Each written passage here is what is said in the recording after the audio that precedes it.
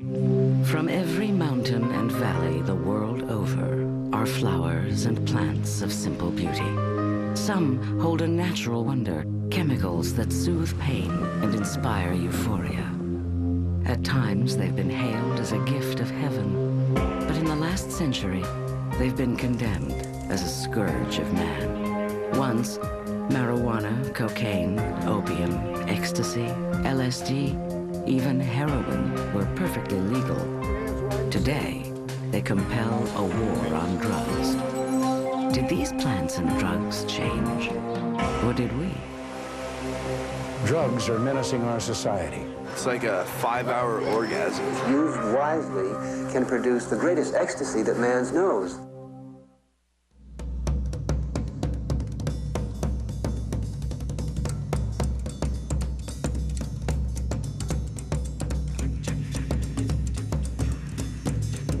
Every generation's youth have danced the night away, from the jitterbug to the twist.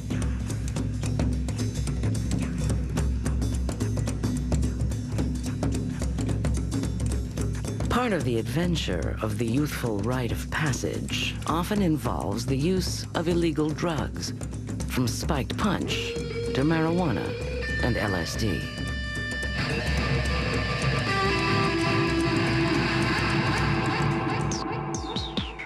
At the start of a new century, adolescents are flocking to a new illegal drug called ecstasy, sold and distributed at raves, dance parties that grew out of the culture of the drug and fostered its popularity. But my favorite drug in the whole entire world is ecstasy. Imagine if you just won $100 million in the lottery, and everyone around you has also won $100 million in the lottery. That's what it feels like to be on ecstasy, where you feel this great high, you feel everyone else is also high, everyone else is just great, you feel close to other people. Oh, it's like a 5-hour orgasm. This is not about like opium where you want to go zone out and drop out. It's not that kind of escape. It's not let me drop out of the world and do nothing. It's let me have excitement. Let me do something wild and different. Let me enjoy this because I want to be awakened to it. I want to run around and get involved. Right on, man. Cool. Adolescents throughout history have used illegal drugs in rebelling against the prevailing social values of the day. If you look at the late 60s, drugs like LSD and psychedelics were quite popular. And I think then people were responding to the oppressiveness of America in the 1950s and the early 60s and really seeking sources of expression, really seeking to create an alternative universe, if you will. Just as LSD, marijuana, and Woodstock unite a generation, experts say ecstasy and the rave scene act as a glue for millions of savvy middle-class kids seeking an escape from the isolation, alienation, and loneliness of the modern day. For $25 to $40 a pill, ecstasy users can purchase an increased sense of intimacy. They call it the love drug, and it's not really about that at these crowds. It's not about sex. It's about family and being close and being together. That sense of emotional well-being is nothing more than a chemical reaction inside the brain. Ecstasy stimulates the discharge of serotonin, which affects mood, energy, and emotion. Normally what happens, a little bit of serotonin gets released at a time. And in fact, antidepressants such as Prozac and Zoloft and Paxil also act on serotonin. What ecstasy basically does is it takes serotonin and releases it all at once. And the next nerve gets all the serotonin and just goes berserk, basically. Intimacy, empathy, openness. The chemical compound that inspires these feelings is methylene dioxymethamphetamine, or MDMA. Though not physically addictive, it could cause psychological dependence. An average 100 milligram dose lasts between 6 to 10 hours.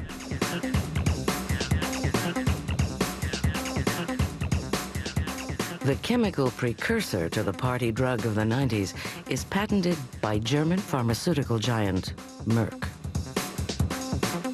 When Merck patented it, it was just one of a number of drugs, just that they thought may have other drugs that could be developed from it at some point in the future that might have effects on the brain.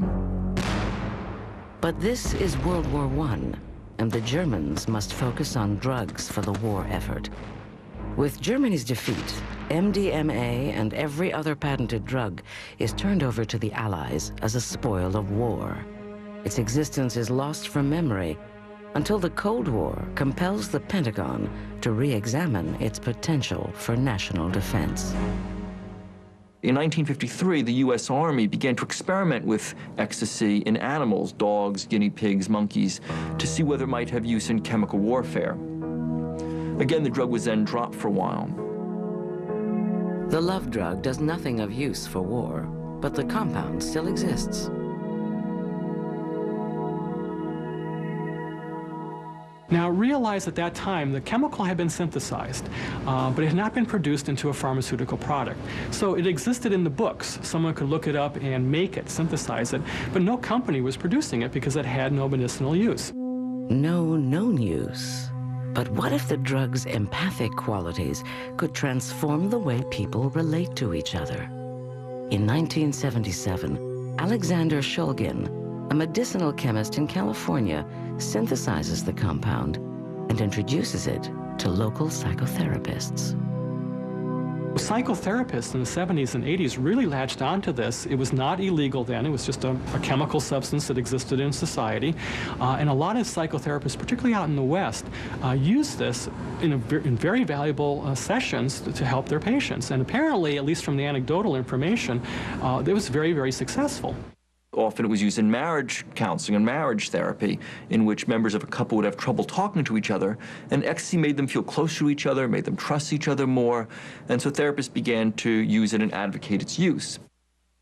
In the psychotherapeutic community, MDMA is called empathy. Its effect is likened to a year of therapy in 6 hours. Had MDMA not strayed from that community and that use, it might have remained legal. But beyond the therapist's office, it becomes wildly popular. And that is the beginning of the end for the legal use of ecstasy. Hooked, illegal drugs and how they got that way. We'll return in a moment. What ecstasy does for me is basically every breath I take, it makes my teeth chatter, my eyes flutter. I mean, I'm just like,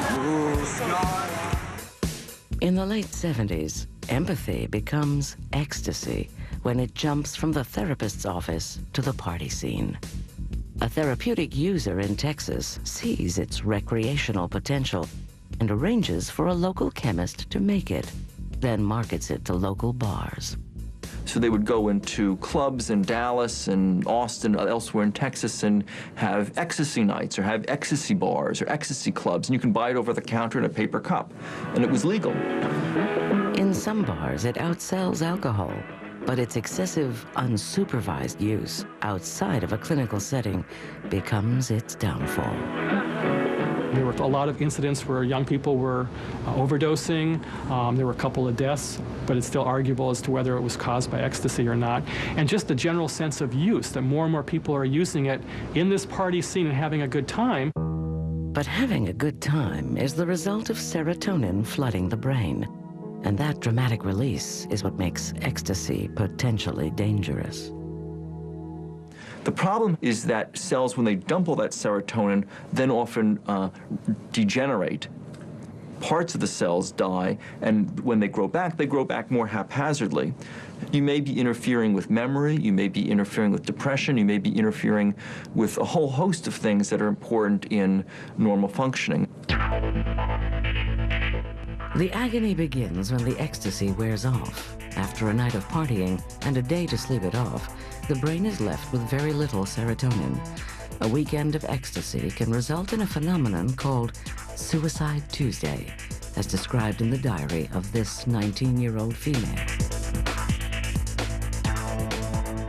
At this moment, I found myself crashing. Things are really hitting and hurting me now, and I'm scared to death. I find myself so depressed. I can't escape this sadness, this need to live in a false reality. I feel so empty. But when I'm on E, I feel so incredible. More can go wrong than just feeling blue. Overstimulated, overheated, and feeling too good to notice, a small number of ecstasy users have literally danced themselves to death. It opens the door to dehydration. If you don't hydrate and drink enough water constantly during this time, body temperature soars up to 107, your brain fries, literally, and they die. In 1982, Texas Senator Lloyd Bentsen brings awareness of excessive ecstasy use to Washington and the Drug Enforcement Agency. Under the authority of the 1970 Controlled Substances Act, ecstasy is immediately placed on an emergency ban. Overnight, the drug becomes illegal. Possession is a crime.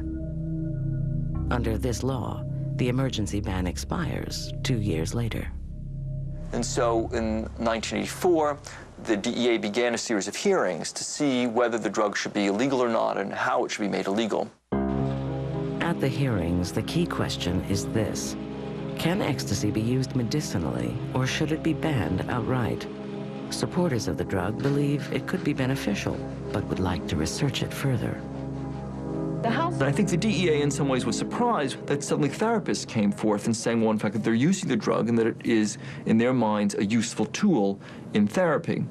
What came to be an issue was what the definition of medical acceptable use is. And on the one hand, you had therapists saying they were using the drug and that it was useful. On the other hand, you had scientists saying, well, but it's not meeting the definition of being scientifically proven to be useful.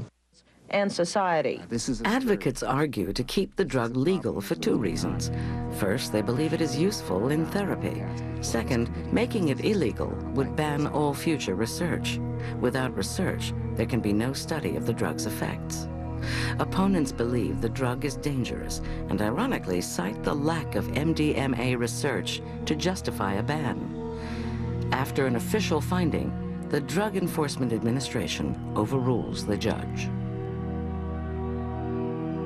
The administrative law judge that was overseeing the hearings that were held to determine if ecstasy should be made illegal, or MDMA, didn't think it should be. And he was overruled by the federal government, and it was banned. We've got the transcripts. He couldn't find any reason why, and it was a Schedule I. When the government categorizes the drug as Schedule I, it is judged to have a, quote, high potential for abuse and no medical use. As a Schedule I drug, ecstasy is outlawed from further testing. This is the first time a specific act of Congress is not required to make a drug illegal. In the early part of the 20th century, heroin, cocaine, and marijuana are legal drugs too. In spite of their dangers, Congress is unable to ban them because that is seen as a violation of the Constitution's assignment of police powers to individual states. But that changes when a fearful public demands Congress to act. They do, basing the first federal drug laws on taxation. By 1984, when ecstasy is banned, society's attitude towards drugs and the Constitution has changed.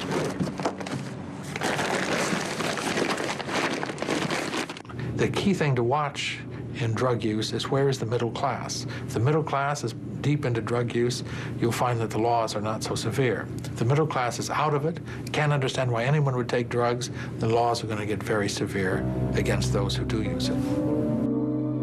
So how is ecstasy banned without an act of Congress?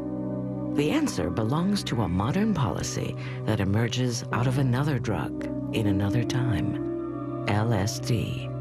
The drug that some believe will change the consciousness of America does more to change American drug laws and the way legal drugs become illegal.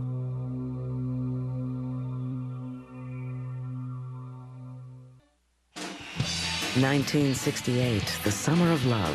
LSD use is at its height. Within 2 years, possession of this innocent-looking sugar cube will land a user in jail for up to 20 years. All because a Swiss chemist 30 years earlier chooses to look at things a little differently. 1938. The Swiss chemist Albert Hofmann is on the hunt for a drug he hopes will energize the human circulatory system. Experimenting with ergot, a mold that grows on rye, Hofmann discovers a substance that will someday shock the status quo of a nation, LSD. His 25th extraction was lysergic acid diethylamide number 25. He accidentally gets exposed to it during the extraction process. He suffers the ergot poisoning that people suffered for centuries before him. But instead of saying, this stuff is horrible, this is scary, this is bad, he's the first guy who says, that was interesting. 20 years later, the Cold War changes the destiny of LSD. In a world preoccupied with fears of nuclear annihilation, the stakes get higher in the game of spy versus spy. The Soviet Union's espionage tactics are a threat to American security and must be thwarted. As the U.S. Army tests MDMA, the CIA tests LSD as a potential Cold War weapon. Somebody in the higher up of the CIA wrote to the people who were going to do this that their ideal drug was a drug which would cause you to forget all the secrets you had learned, but otherwise you'd be completely normal. But LSD does not work the way the CIA had hoped. There were people who had taken it and had had very severe psychotic reactions. In some cases, it probably precipitated or was a straw that broke the camel's back in creating schizophrenia, and they never came back. One man's schizophrenia is another man's enlightenment. A decade later, Timothy Leary, a Harvard researcher, champions LSD as the greatest hope for humankind's happiness. LSD, used wisely, can produce the greatest ecstasy that man knows, the ecstasy of revelation, seeing that there's more. Leary's message falls on the ears of a new generation disillusioned with the values of the past and eager for something new. Of course, it's a whole different way of life. It's a whole different way of living. But more than that, it's a whole different way of thinking. Would you like to take a walk with me through homes in the Haight-Ashbury area and see all these people that are brilliantly exploring their inner consciousness? Leary's prescription for happiness is based on a drug that alters sensory perception, but it is more like a short circuit in the brain. In terms of the switchboard of the body, every nerve in your body communicates with other nerves through certain chemical messages. There are places on the nerves to accept these messages, and there are places on the nerves that send these messages. Normally, in a communication switchboard, Bill can talk to Fred. But when you take LSD, Bill gets plugged into Fred, Betty, Sue, Rex, his dog, the local tree, the moon, 18 memories from the past, imagination from the future, all are plugged in at the same time, so that you look at something and you hear a sound. You hear something and you get a taste. What happens is the ordinary becomes extraordinary because of the disorganization of the brain function. And so reality becomes very interesting. You can be fascinated by a dripping faucet, for example, or a fabric pattern on a sofa. You can watch that for 4 hours. Some see LSD's effect as mind-expanding. Others call it dangerous, even stupid. In any event, a generation flocks to the drug. For some, it alters perceptions to the extent that it changes behavior. I can tell you, in one day, I went from being a math major with a minor in Chinese language to the next day, I wanted to stand and hug trees. And I mean literally, I was a barefoot hippie overnight.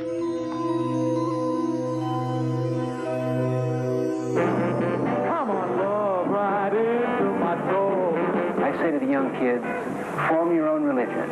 Do what has always been done. Turn on, tune in, and drop out. And many do just that.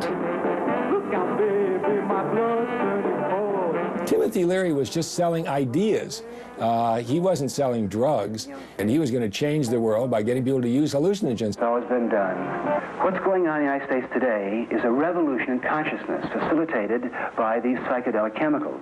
Leary's attempt to start a revolution in consciousness in the 60s leads to an explosion in the use of hallucinogens. But the trouble is, LSD... People don't remember that the first drug in the drug epidemic was not heroin and not cocaine. It wasn't even marijuana. The first drug in the modern drug epidemic was hallucinogens.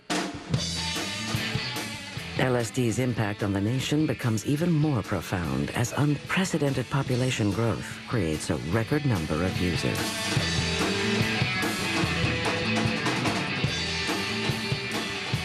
We had the baby boom generation entering the late adolescence, which is exactly the time that all drug habits begin.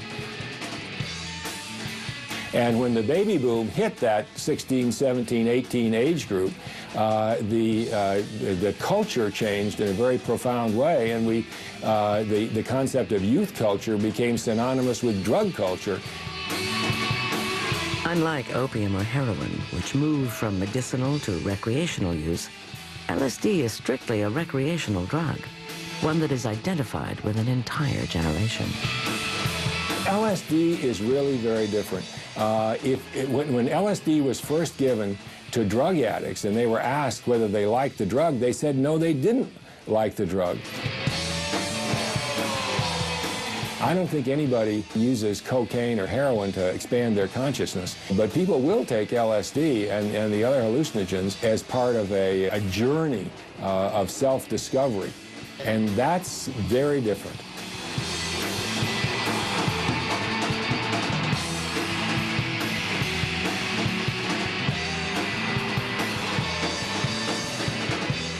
LSD has an effect on the nation that no other drug has ever had. The experience of LSD shapes art and music with images and sounds derived from the way it alters the brain's perceptions.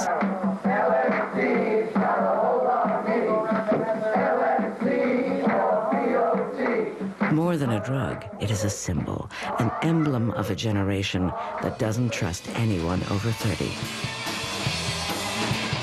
LSD is the drug in sex, drugs, and rock and roll.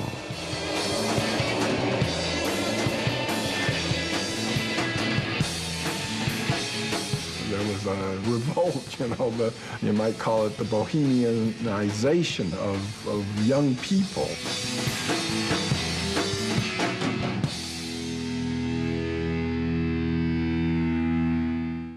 LSD, though perfectly legal, will soon be banned. That will happen as the drug is linked to the rebellious behavior of youth in the 60s. We had the most potent psychoactive drug on the planet being directly marketed to our youth, and they were very interested in it. And the results of their taking it were causing a disintegrating effect in society.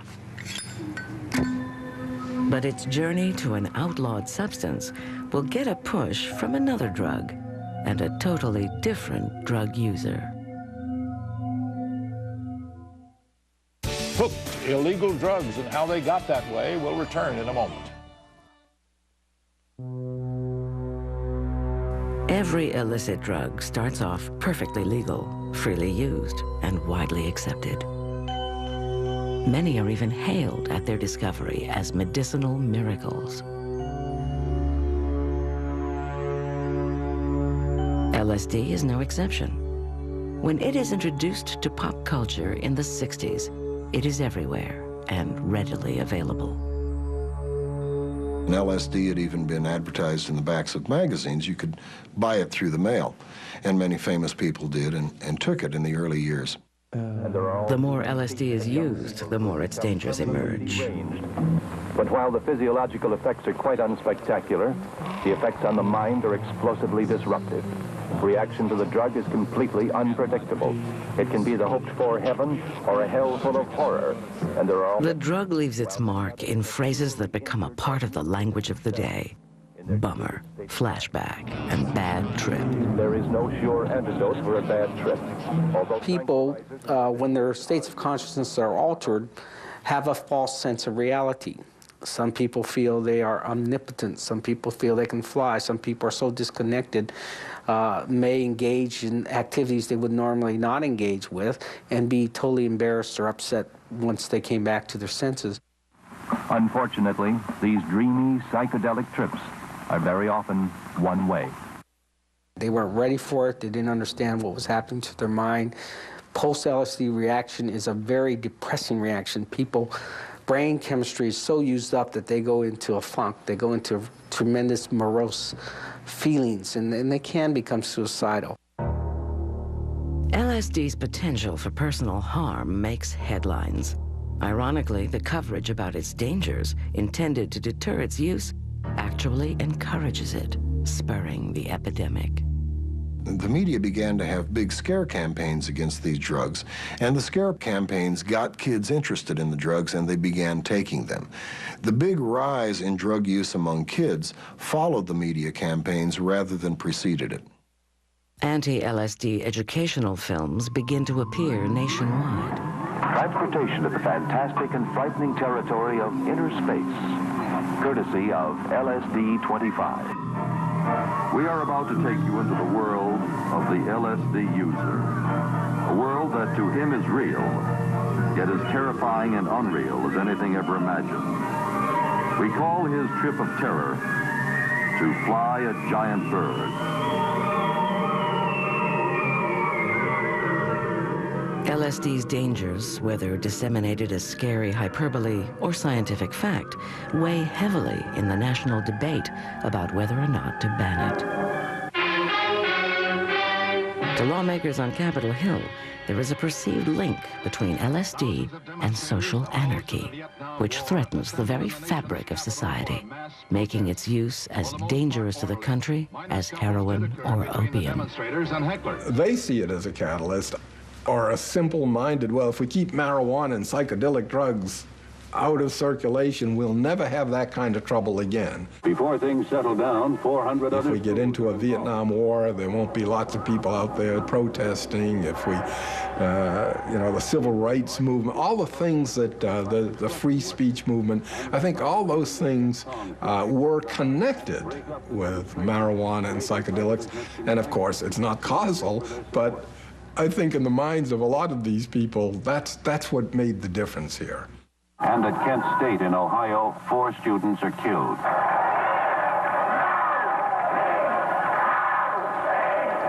The turmoil of the 60s connects LSD to radicals and other subversives. Soon, groups associated with LSD and the drug itself become demonized, a prerequisite for the criminalization of drugs throughout history. The mob's mood, unruly.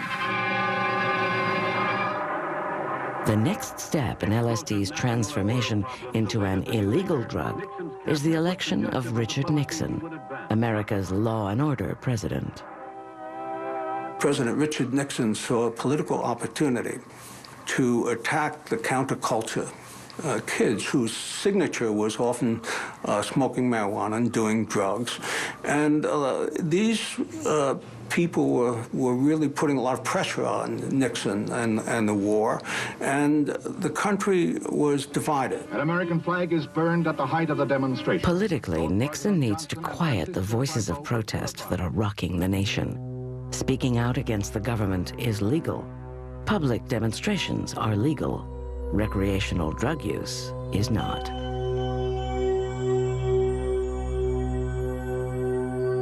Meanwhile, the nation's top cop, FBI Chief J. Edgar Hoover, sends an official memo stating, since the use of marijuana and other narcotics is widespread among members of the New Left, you should be alert to opportunities to have them arrested by local authorities on drug charges. In a time of grave social upheaval, the president declares a war on drugs. We must wage what I have called total war against public enemy number 1 in the United States, the problem of dangerous drugs. Nixon begins by throwing out the old system of taxing drugs out of existence, making them unattainable to most users. Prior to that, a drug was illegal when you passed a specific law against it, like the Marijuana Tax Act, the Harrison Act, national prohibition. But the 1970 Comprehensive Drug Abuse Act introduced scheduling. Scheduling categorizes drugs by their perceived danger versus their proven or perceived medical benefits. Schedule I drugs are drugs that are thought to have no legitimate medical value and therefore are absolutely prohibited except in rare cases of research. Schedule I, they put heroin and, strangely enough, marijuana, LSD, number of other drugs.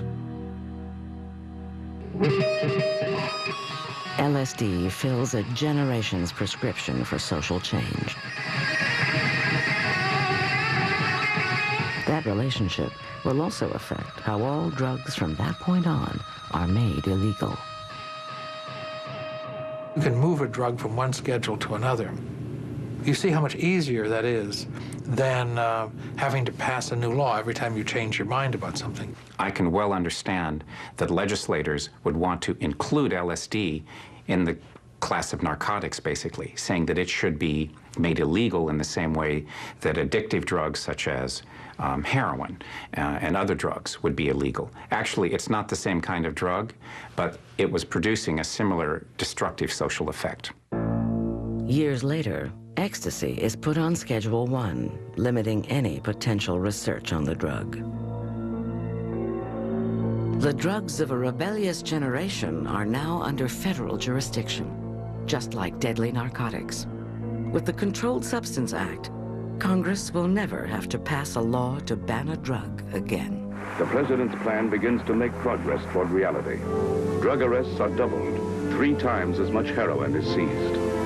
Nixon's war on drugs removes regulation from the democratic process. That task is now up to the Food and Drug Administration. Meanwhile, Nixon creates the Drug Enforcement Administration, or DEA, whose yearly budget increases over 30 years to nearly $18 billion. With that money, the DEA wages what has become the longest war in American history, a war that has yet to be won. This is one area where we cannot have budget cuts. The war goes beyond law enforcement. Treatment programs, banned under the first drug laws of the century, are reinstated. Acid, baby, the stuff dreams are made of. LSD, like its predecessors, goes underground.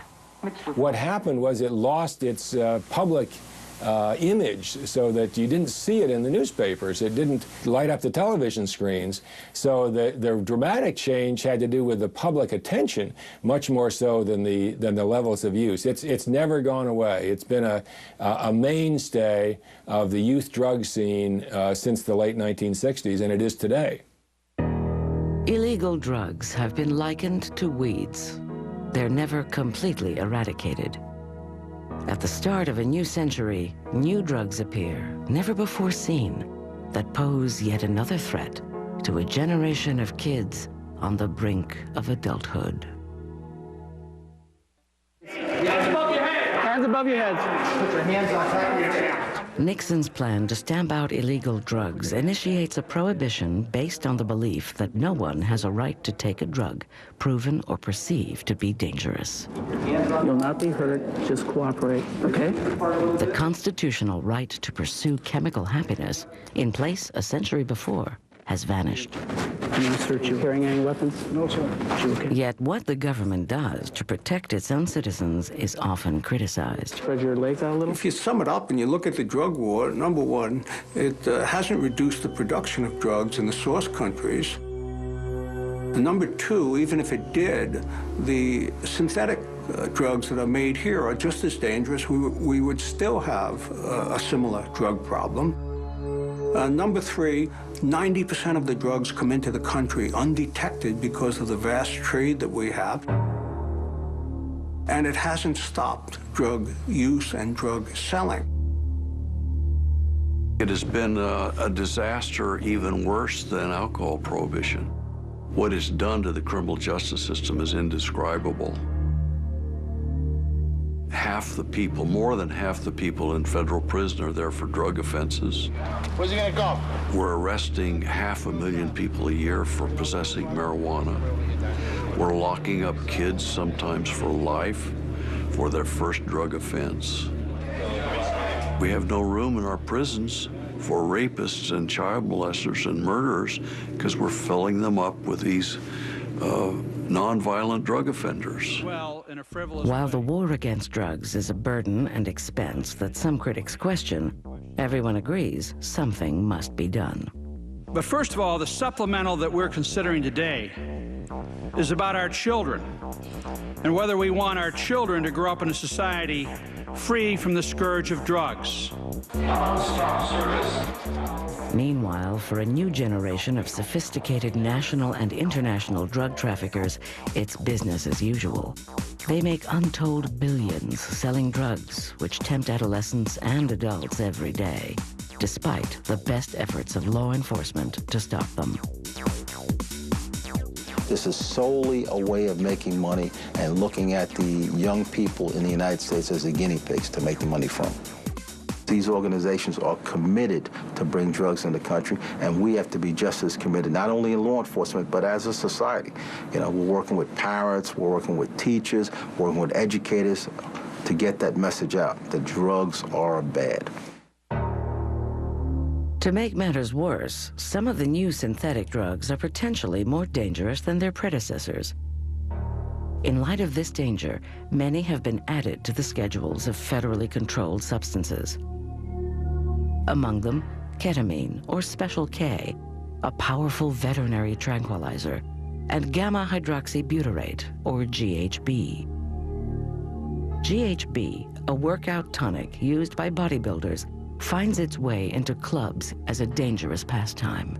It's easy to make, and for law enforcement, hard to detect. It looks like water and is sold in containers that disguise its danger. The primary ingredients are paint stripper, floor stripper, degreasing solvents.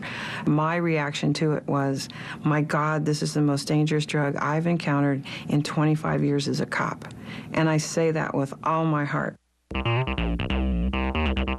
You can die very simply by just forgetting to breathe. You can die from pulmonary edema, which is left heart valve failure, and you literally froth blood through the nose and you drowned in your own vomit. You can die face down in a pillow because you're only breathing 6 times a minute. If you're sitting in a bathtub and you hit a GHB coma, it's called carpeting out, you just slide down into the water and drown without even a whimper. Like opium in the 18th and 19th century, GHB has been used to rob and even rape unsuspecting victims. Because it induced a comatose state and a stupor state, people started giving it to strangers and then abused them and misused them. So it became a drug that you use to make a person vulnerable to your advances and unable to resist your advances. It's a nightmare for prosecution, and it's a nightmare for drug detection. This drug is only in the system a very short time. And we're seeing a lot of young people's lives ripped apart, or people of all ages, by drug-facilitated rapes, GHB being one of the ultimate nightmares. The use of illegal drugs, whether heroin in 1920, cocaine in 1970, or ecstasy in 2000, share a common history.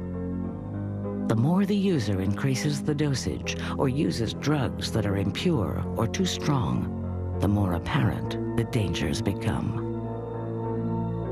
There is no such thing as good drugs and bad drugs. All drugs are essentially poisons. Some poisons have a short-term beneficial effect. It's the dose that you take that depends on the effect it creates on you. You take a little bit and it's a stimulant. You take more of it and it is a depressant or has a sedative effect. You take even more, almost any drug, if you take enough of it, will kill you. You squeeze a couple bottles of aspirin down into one tablet and take that tablet and it'll kill you. and yet one of them will simply cure a headache. Drugs don't change anything but the relationship between chemicals already in the body. Yet Americans seem to attribute magical powers to drugs, whether they're used to cure a headache, rid the mind of psychic pain, or induce spiritual enlightenment. Drugs are often taken or advocated as shortcuts to something we all want, but we need this help to get to it. During the time of drug toleration and enthusiasm for drugs, the thought is, if you're careful and you use it just right, the drugs can make you more than you would be just by yourself. There is a physiological naivete about drugs that we're going to do one wonderful thing but have no other side effects. When we turn against drugs, the opposite attitude is the one we hold, which is any drug you take reduces your potential. The story of these drug episodes, these waves of drug use, basically is the story of how the naivete changes into practical experience with drugs. Some say drugs haven't changed, but over time, our attitude towards them has. 10 times. Drugs are menacing our society. They're threatening our values and undercutting our institutions. They're killing our children. Every president since 1970 has found that the basic human need to use illegal drugs doesn't go away, no matter what the government does. Said no to drugs. The scourge of drugs must be stopped. As long as there is a demand, there will be a supply. $1 billion. Unless humankind comes up with a cure for the need to escape what is, most of us are bound to ride the wave of desire for a different reality. The question is, can we do it responsibly?